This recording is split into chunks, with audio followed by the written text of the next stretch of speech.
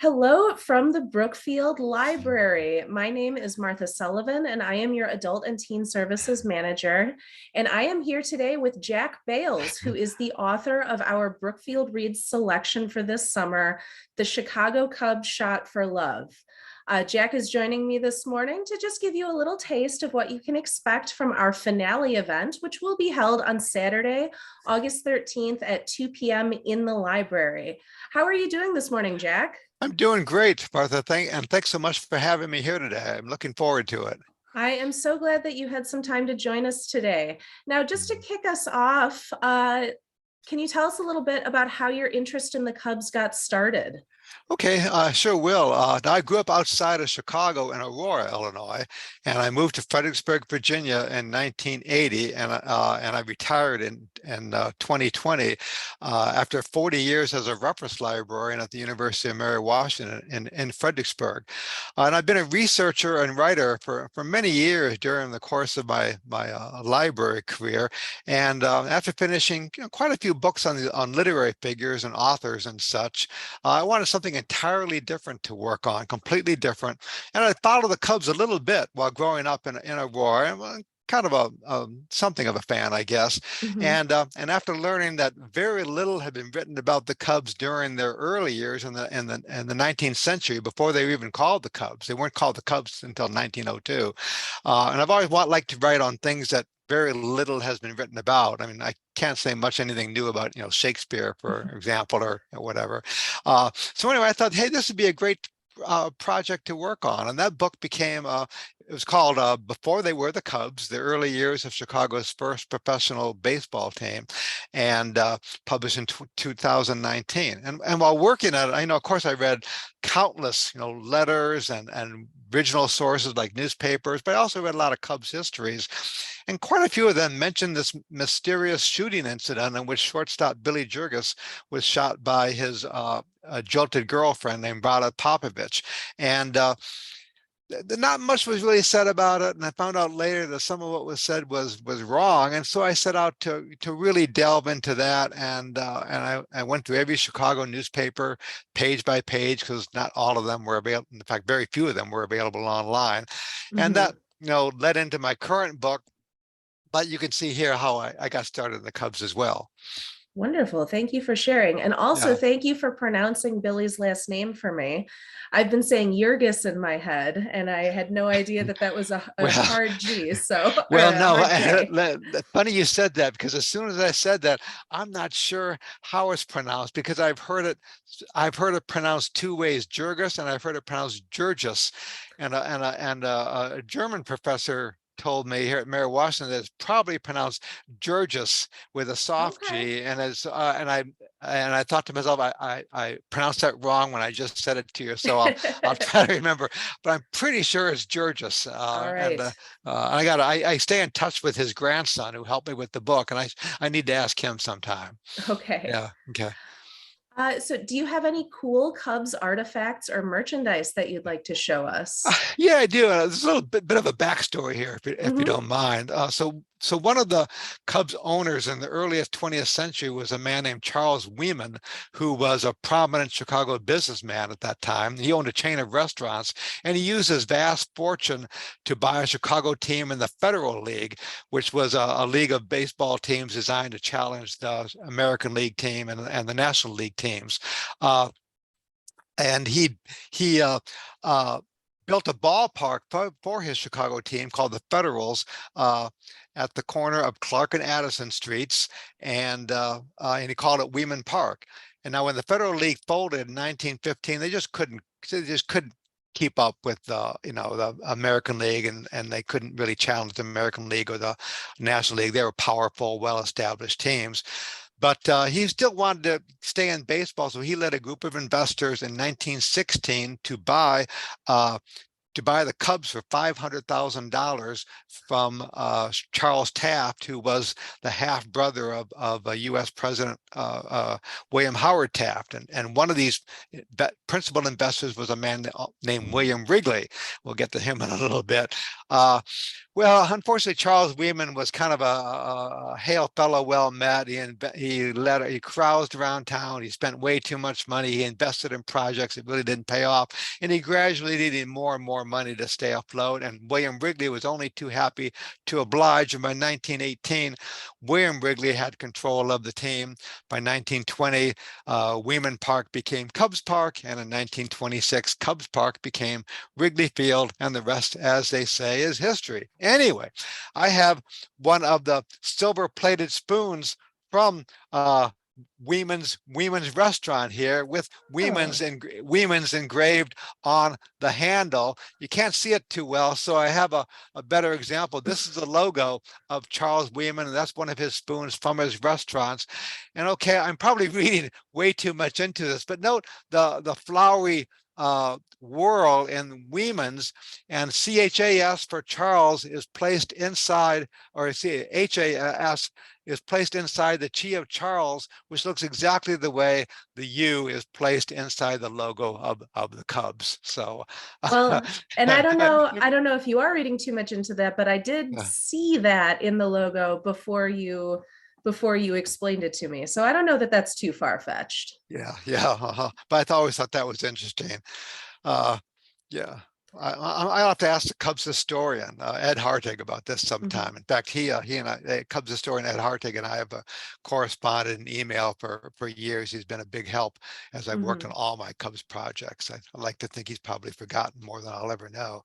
Uh, but anyway, I also have a Wrigley Field seat back signed by Ron Santo. I've got many dozens of photographs of Cubs players, all framed, and including some from the 1930s era, which my Cubs book is about. Uh, Mhm, and speaking of the Cubs shooting, again, Billy Georgis was shot by Violet mhm, Popovich. And a few years ago, a Chicago reporter gave me an original negative of Violet standing with her two attorneys during her hearing. And uh, was never ever published in Chicago newspapers at the time. At least I could never find it. And I mhm, went through all the papers, and it's the original negative, and I had it printed out, and it appears prominently in my book, and has her arm all bandaged in a cast from where she was accidentally shot during the mhm. shooting too. And uh, this is the only picture I've ever seen of her standing at that time. All of the rest of them were just kind of headshots of her. Uh, so it's in my book, of course, too. So that was kind of a neat thing to have. Yeah, I've noticed in reading your book that many of the photos have captions that say from the author's personal collection. Yes. So I Yeah. can only imagine the uh, width and breadth of that photo Oh, collection. yeah. Well, in fact, here's a copy. This is my favorite photograph on the bottom here that shows Violet and Billy in the courtroom. And you might think that Billy has is blowing his nose or something, but he's hiding his face from photographers. It was Mm, a jammed courtroom, and I have the original photograph in my collection, or original wire photograph, I should mhm, say, and everything. And a lot of other photographs were given to me uh, by Violet's nephew. mhm. So that was just incredible. So I got a lot of good original source material. Wonderful. Mhm. So, what is your favorite Cubs fact that hardly anyone else knows? Okay. Uh, and this was a kind of a thorn in my side, Martha, I'm for a long sorry. time and everything. Didn't mean to make it hard.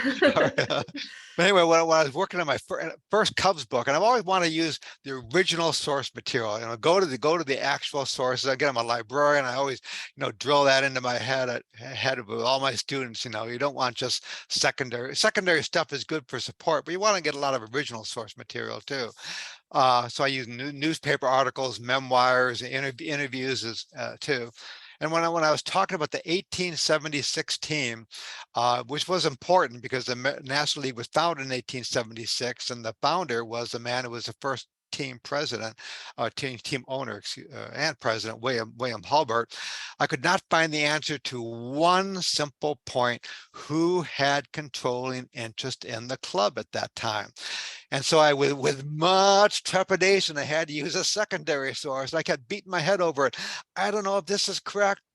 But I used it anyway. And with much trepidation, as I found out later, I was wrong. And so Oh, I set out to find the correct information, which was rather difficult to find. And the Cubs were founded in 1870, and they were called the Chicago White Stockings. If I may interject something, at this time, you think of the team's owners naming the names of ball clubs. This is not so at all back then. It was like the newspaper people came up with the names. And supposedly the Chicago White Stockings, their first name was coined because some little boy in St. Louis, when he saw him play, said, quote, "Oh, look at the white stockings." And that became the name. But, when they were without a manager for some time, uh, they were called the Orphans. And one time after the Players League in 1893 took away a lot of the well-established players, they had all these young players, and they were called the Colts because they were so young, and the newspaper people coined these names. But anyway, I digress. But anyway, William Hulbert, in 1876, it was called the Chicago Baseball Association back then, the name of the overriding group. And he quietly let the charter lapse so he could reorganize the team the way he wanted it. And he wanted to call the Chicago Ball Club with his own hand-picked group of stockholders. So I was using primary sources such as newspapers. The Chicago History Museum had Hulbert's correspondence, which was just marvelous. And a Chicago researcher friend of mine found the corporation's 1876 charter, which no one had ever used before, which was just absolutely marvelous. In fact, talk about a Cubs artifact, that was just superb. Hulbert's letters, his business records, and other documents. I discovered all these new facts, and how William Hulbert dismantled the 1876 team and reformed it, disenfranchised many of its stockholders. And all these Cubs histories say that William Hulbert was the principal stockholder at that time. Well, the Cubs charter said otherwise, and a business associate of his named one William Murray owned most of the stock, though Hulbert eventually became the principal shareholder. And I later wrote all this up for a baseball journal called Baseball, that's two words, the way it was spelled back in those days, new research on the early game. And I use a lot of these illustrations from the Cubs, the White Stockings 1876 charter. So I enjoyed this a great deal. I've given talks on it because it was something, again, entirely brand new. And I love having access to the original 1876 charter too. But in fact, I have one more, and I hope this doesn't ruffle some feathers, Martha. Oh, A little no. bit, but it's a lot of your viewers are going to be interested in this. It's one of my, Sure. I wouldn't say pet peeve, but I just kind of, I just cringe when I hear this, But anyway, after the Cubs won the World Series in 2016, hundreds and hundreds of newspaper articles and print and online proclaimed that the curse of the Billy Goat was over. And even a Billy Goat even got on the World Series ring. And I just wanted to scream, and there was no curse. This never, ever happened. It's a completely made up story originated by Chicago journalists decades ago. And here's how it happened.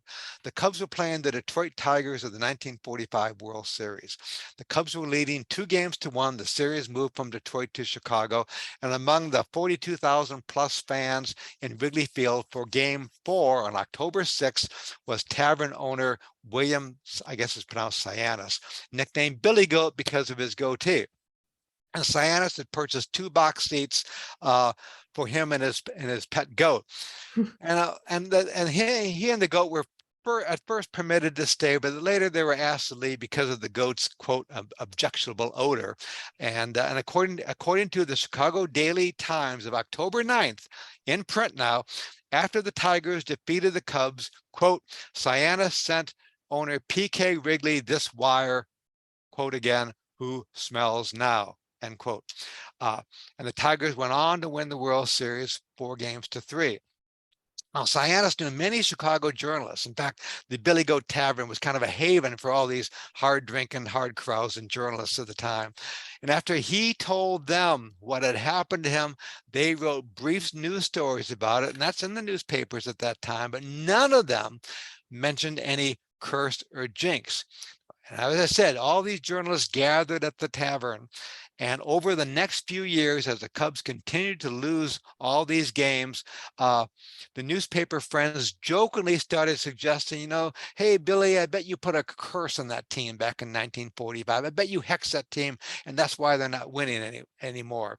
So Cyanus played along with the gag, and a brief news item with a photo of him and the goat, Murphy, appeared in the Chicago Sun-Times on September 22nd, 1950. And so from all this long ago kidding back and forth grew the legend that Cyanus had placed a curse on the Cubs, swearing that they would never again play in a World Series. And in fact, one of the first references to this was in the December 26, 1967 issue of the Chicago Tribune. And I want to point out, this isn't just me, even though it's on my homepage, WrigleyIvy.com, I talk about it. But one of my favorite Cubs histories is Glenn Stout's and Richard Johnson's book called The Cubs, The Complete Story of Chicago Cubs Baseball 2007. And you have it in your library. Of It's on course we page, do. of course you do. And the story's on page 192 called The Real Dope on the Real Goat, page 192. So all you viewers, you can go to the library, Brookfield Library, and check it out. And in part, the two guys say, quote, Cyanus's curse is as spurious as Boston's curse of the Bambino, the utterly fictional claim that Babe Ruth cursed the Red Sox after being sold to the Yankees.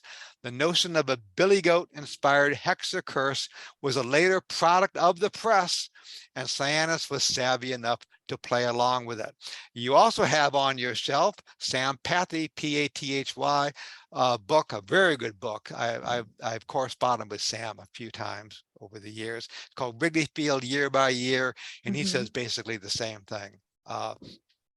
I also have, and I haven't checked to see if you have it, it's by a book by Rick Cogan, who was son of the legendary newspaper journalist for the Chicago Daily News, Herman Cogan. And Herman and his son Rick, they knew all those guys at that time. They knew Mike Royko, the legendary Chicago Daily News journalist. In fact, Herman Cogan wrote for the Chicago Daily News.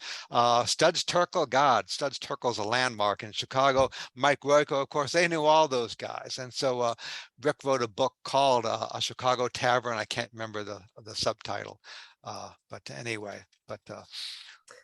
Well, you heard it here, yeah, everybody. yeah. The curse of the goat, a trick of the Chicago newspapers. Newspaper is right. I guess I can understand why it kind of grew wings and everything. It's just, it is a great story, I have to admit, but I'm just not. In fact, a ball player named Phil, I can't remember his last name. Phil Cavaretti, I can't remember now. But anyway, I'll take a look under just one second here. But anyway, he was interviewed by during one of the World Series, he was interviewed by Phil Cavaretta. I can never remember how to pronounce his name. Phil Cavaretta and he was a hard playing first baseman for the Cubs for many, many years. And he was interviewed by some national newspaper person about the curse. And he kept blowing the person out and says, there wasn't any curse. They had all these great players in 1940, but he played for the 1945 team. They had all these great players. I think it was more them than any curse. Yeah. All right, Jack. Well, my last question for you today. Where were you on November 2nd, 2016?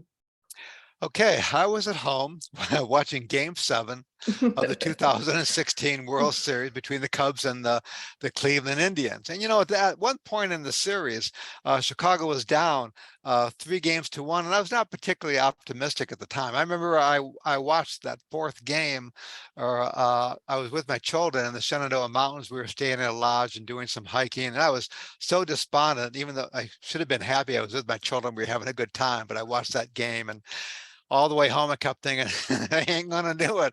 How can they do it? And of course, they did naturally. In Game 7, they were winning, but Cleveland slowly came back. And after 9 innings, their score was tied 6-6. There was a famous 17-minute rain delay, and the Cubs came back 8-7 in 10 innings. And And unlike, there's all this celebration outside Wrigley Field, and I can understand that, but my children want to know if I was jumping up and down on my coffee table or, celebrating outside. And no, that wasn't true at all.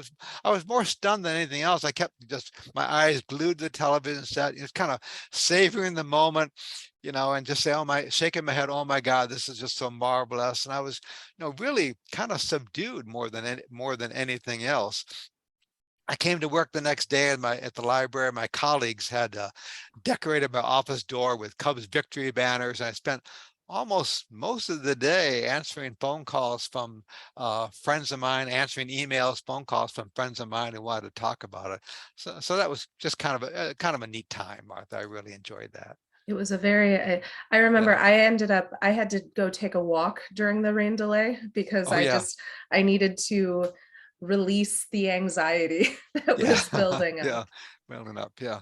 Right. Well, Yeah. thank you, Jack, so much for taking some time with us this morning. And Yeah. just as a Yeah. reminder to everybody who's watching, Jack will be with us on August 13th at 2 p.m. to talk about his book, The Chicago Cubs Shot for Love, about the 1932 32. Yeah. World Mhm. Series between the Cubs and the Yankees, and how that was impacted by a woman done wrong by her Right. boyfriend. My point. Yeah.